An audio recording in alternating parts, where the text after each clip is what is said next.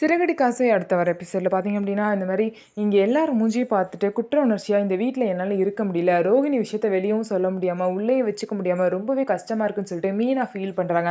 அதனால இங்க இருந்தா சரி வராது. நம்ம அம்மா வீட்டுக்கு போயிடலாம்னு சொல்லிட்டு மீனா வந்து நினைக்கிறாங்க.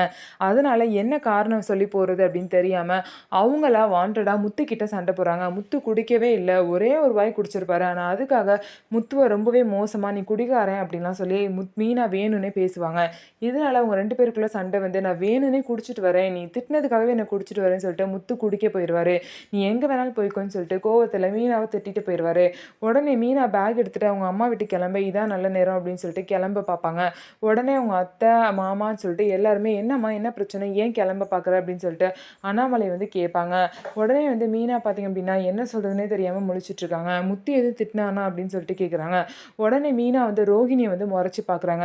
ரோகிணிய மீனா முறைக்கிறத பார்த்துட்டு பார்த்தீங்கன்னா, அண்ணாமலை அதுக்கப்புறம் விஜயா எல்லாம் ரோகிணிய திரும்பி பார்க்குறாங்க. "இவ எதுக்கு இவள முறைக்கிறா?" அப்படின்னு சொல்லிட்டு. ஸோ மீனா வந்து கண்டிப்பா இப்போதைக்கு உண்மைய சொல்லவே மாட்டாங்க. அவங்க ஏதாவது ஒரு காரணம் சொல்லி கண்டிப்பா அவங்க அம்மா வீட்டுக்கு போக தான் பார்ப்பாங்க. ஸோ மீனா கிட்டேருந்து எப்படியாவது உண்மைய வந்து யார் வெளிய கொண்டு வரா அப்படின்னு சொல்லிட்டு பார்க்கலாம். முத்துனால மட்டும் தான் மீனா மனசுல என்ன இருக்கு அப்படின்னு சொல்லிட்டு சீக்கிரமா கண்டுபிடிக்க முடியும். ஸோ இதுக்கப்புறம் என்ன நடக்க போகுதுன்னு சொல்லிட்டு வெயிட் பண்ணி பார்க்கலாம். இந்த ரோகிணி மாட்டுவாங்களா? இல்லையா? இன்னும் எவ்வளோ நாள் தான் இந்த உண்மை மறைஞ்சே இருக்க போகுதுன்னு சொல்லிட்டு பார்க்கலாம். நம்ம வீடியோ உங்களுக்கு பிடிச்சிருந்தா நம்ம வீடியோவை லைக் பண்ணிக்கோங்க. மறக்காம நம்மளோட சேனலை சப்ஸ்கிரைப் பண்ணிட்டு பாருங்க.